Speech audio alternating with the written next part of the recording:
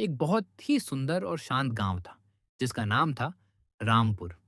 रामपुर की हर सुबह चिड़ियों की चहचहाहट और ताज़ी हवा से शुरू होती थी। इसी गांव के बाहरी छोर पर एक छोटी सी मिट्टी की कुटिया थी जहां मीरा अपने बूढ़े पिता के साथ रहती थी।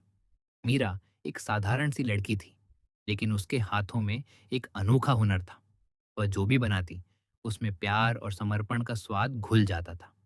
उसका ढाबा बेहद छोटा था, बस 3-4 बेंच और एक चूल्हा। लेकिन गांव वाले अक्सर कहते थे कि मीरा के ढाबे पर दाल चावल खाकर ऐसा लगता है जैसे माँ के हाथ का खाना खाया हो। मीरा का ढाबा बहुत कम कमाता था, लेकिन उसका दिल बहुत बड़ा था। वह कभी भी किसी गरीब को भूखा नहीं जाने देती थी। उसके पिता लकवाग्रस्त थे, इसलिए घर की सारी जिम्मेदारी मीरा के कंधों पर थी।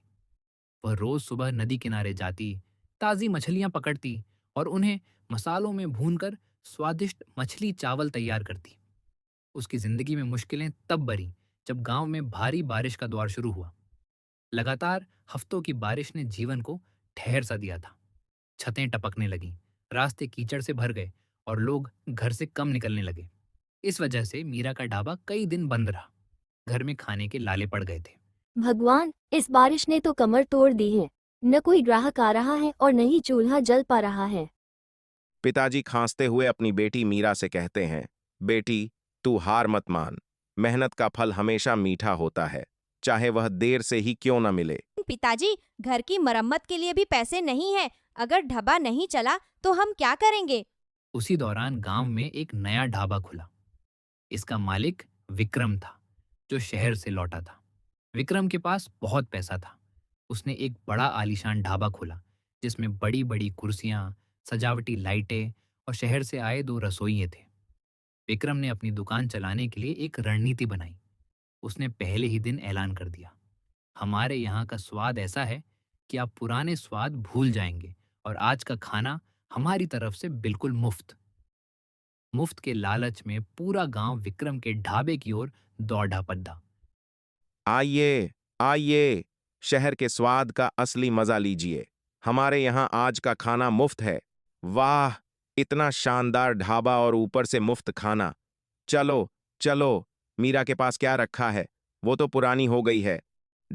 लोगों ने शोर मचाना शुरू किया। मीरा का ढाबा तो पुराना हो गया है, अब विक्रम भाई का ढाबा ही सबसे अच्छा है। मीरा दूर खड़ी सब देख रही थी। उसकी आंखों में आंसू थे। मालिक, अगर हम इसमें ये केमिकल मिलाएंगे तो खाना बहुत स्वादिष्ट लगेगा, पर सेहत के लिए ये बहुत बुरा है। मुझे फर्क नहीं पड़ता। मुझे बस भीड़ चाहिए। ग्राहक को खाने की लत लगनी चाहिए, चाहे वो बीमार ही क्यों ना हो जाए। मुनाफा सबसे बड़ा धर्म है। लेकिन इस खाने का असर धीमे धीमे शरीर पर होने लगा। लोगों को पेट दर्द, कमजोरी और बेचैनी होने लगी। गांव में बीमारी फैलने लगी, लेकिन किसी को समझ नहीं आ रहा था कि इसका कारण क्या है। मीरा का ढाबा अब लगभग बंद पड़ा था। एक रात उसके पिता ने खांसी के साथ कहा, बेटी, क्या हमें भी हार मान लेनी चाहिए? क्या ईमानदारी का फल यही है कि हम भूखे मरे? मीरा ने पिता का हाथ पकड़ा और दृढ़ता से बोली, पिताजी, मैं भूखी रह सकती हूँ, लेकिन मैं अपने स्वाभिमान और ईमानदारी को नहीं बेच सकती। अगर मेरा खाना किसी को बीमार नहीं कर सकता, तो मुझे यकीन है कि सच्चाई कभी न कभी अपना रास्ता ढूंढ ही लेगी। अगले ही दिन मीरा ने फिर से नदी किनारे जाकर मछलियां पकड़ी और अपना ढाबा खोला। उसने सोचा, भले ही ग्राहक ना आए, मैं कोशिश तो करूंगी। एक शाम गांव के सबसे सम्मानित बुजुर्ग रामदीन दादा, जो मीरा के पुराने ग्राहक थे, लड़खड़ाते हुए आए। वे बहुत बीमार दिख रहे थे। उन्होंने कहा, मीरा बेटा, आज मन कर रहा है कि तेरे हाथ की मछली चावल खा लूं। उन बड़े ढाबों के खाने ने तो मेरी तबीयत खराब कर दी है। मीरा ने उन्हें गर्मागर्म खाना परोसा। खाते ही रामदीन दादा की आंखों में आंसू आ गए। यही वो असली स्वाद है मीरा। वो दूसरा खाना तो बस जिह्वा को धोखा देता है, इसमें रूह की शांति है। तभी वहां गांव के अन्य लोग भी आए, जो विक्रम के ढाबे के खाने से बीमार हो चुके थे। जैसे जैसे बात फैली, लोगों को समझ आने लगा कि बीमारी की जड़ विक्रम का ढाबा है। लोग गुस्से में विक्रम के ढाबे की तरफ बढ़े। जब भीड़ विक्रम के ढाबे पर पहुंची, तो वहां हंगामा मच गया। विक्रम डर के मारे दुबक गया। उसने अपने रसोइयों को दोष देना चाहा, लेकिन लोगों ने उसकी असलियत पहचान ली थी। वह गिड़गिड़ाने लगा, मुझे माफ कर दो, मुझे लगा कि पैसा ही सब कुछ है। तभी भीड़ में से मीरा आगे आए।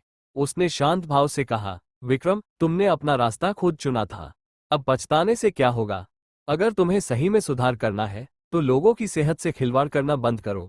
विक्रम को अपनी गलती का गहरा एहसास हुआ। उसने अपना ढाबा बंद कर दिया। उसका सारा अहंकार टूट चुका था। उसने मीरा के सामने हाथ जोड़कर माफी मांगी। मीरा ने उसे माफ कर दिया, लेकिन एक शर्त रखी, ईमानदारी से काम करना होगा, कोई शॉर्टकट नहीं।